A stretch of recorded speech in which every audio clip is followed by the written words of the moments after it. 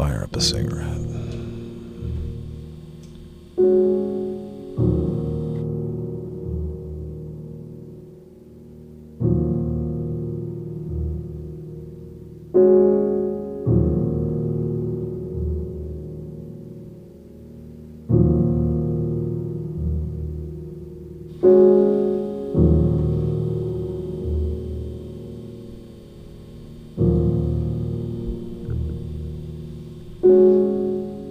Episode 16. A Slice of Suspicion. The Death of Carol Stafford. They say justice is blind, but at KSCO, it's also on hold until after the top of the hour newscast and a word from our sponsors. That's where I come in. I'm Detective Billy Armi, and last week, we lost someone who never missed a billing cycle. Carol. She was the traffic manager, which sounds glamorous if you like spreadsheets and arguments about 30-second ad slots. She handled the money, the schedules, the numbers that kept the signal alive. Now she's dead.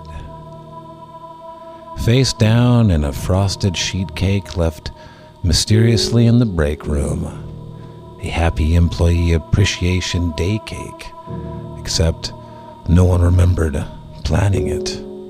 No one remembered buying it. And Carol didn't eat sugar, wouldn't touch gluten. She'd say Chuck Norris wouldn't approve of sugar, and neither did she. So why was she buried nose first in a slab of buttercream betrayal? That's what I intended to find out. She was last seen around 2:30 p.m., heading out for her usual power walk. Fitbit on, windbreaker zipped, probably listening to William Shatner recite motivational quotes. By 5 p.m., she was cake decor, and by 6, the frosting started to curdle. The frosting itself had a message, written in cursive, looping script across the cardboard base. She balanced the books. She dotted each line. Her morals were strict, her ethics divine. But secrets like hers tend to bite back. My uncle makes soup from old sandals. That was poem number 1. And like all good poems around here, it rhymed until it didn't. It smelled faintly of almond extract and regret. The cake was sugar-free, keto-friendly, organic frosting, no fingerprints. This wasn't a crime of passion. It was a crime of planning. Someone knew Carol, knew her tastes, knew how to get her close enough to kill without a fight. So I retraced her last walk. That's when I found the clue. A small plastic clip-on pedometer buried under a flagstone near the old transmitter tower. Her Fitbit, still ticking. And something else. A faint seam in the concrete. I pried it open. What I found underneath was not in the station blueprints. A staircase descended into darkness, smelled like mildew, stale air, and something best left forgotten. The air hung in that chamber like it remembered things it wasn't supposed to. And at the bottom was the chamber. The walls glistened gold like treasure hoarded by a lizard king.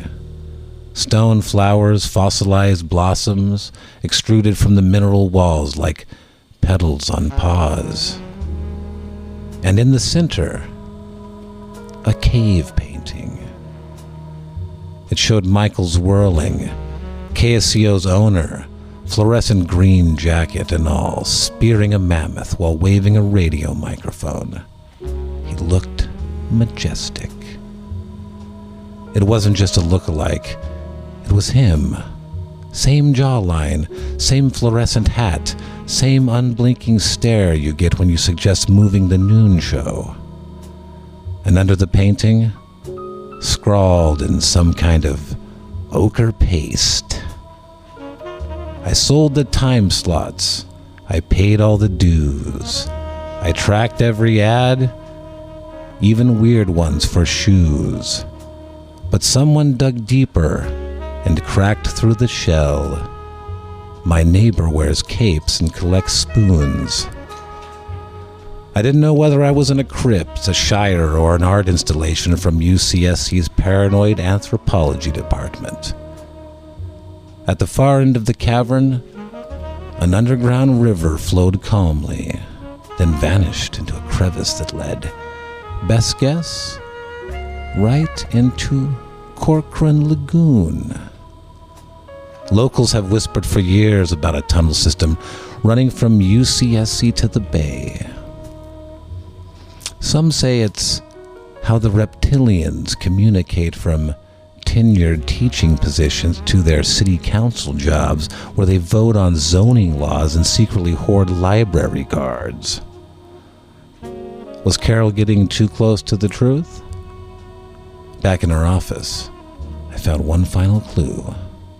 A file on her desk marked simply, the Hasselhoff Fund. It was empty. But under it was a sticky note. Another poem. You think it's a mystery, a puzzle, a clue. But this little trail ends right back with you. No more accounting. No more rechecks. The squirrels have learned to pick locks. She was silenced before she could expose whatever fund she uncovered. Whether it was financial, spiritual, or reptilian, I'll never know. But someone at the station does. Someone who knows the budget and the basement. Someone who knows how to bake a murder. In the end, I couldn't arrest a cake, but I could smell something rotten. Not in Denmark, in Live Oak. And it wasn't the frosting. Carol may be gone, but her files remain. Her Fitbit ticked its last step on the edge of a secret tunnel, and the river below keeps flowing, carrying secrets straight to the sea, or maybe to the city council chambers where cold-blooded lizards sit in human chairs and drink municipal coffee. Justice may be blind, but it can still smell frosting. And now, as always, I leave you with this final verse. She never ate sweets, not a cookie or pie. Her billing was sharp and her standards were high. She followed the rules, never cut any slack.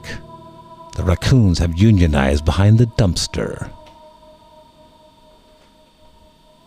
Until next time, I'm Detective Billy Armi.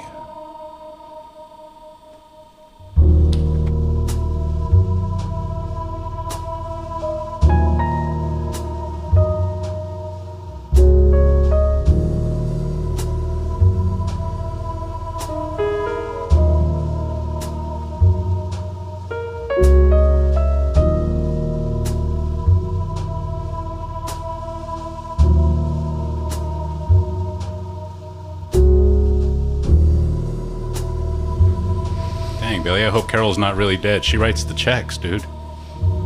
She'll be fine. Okay, good.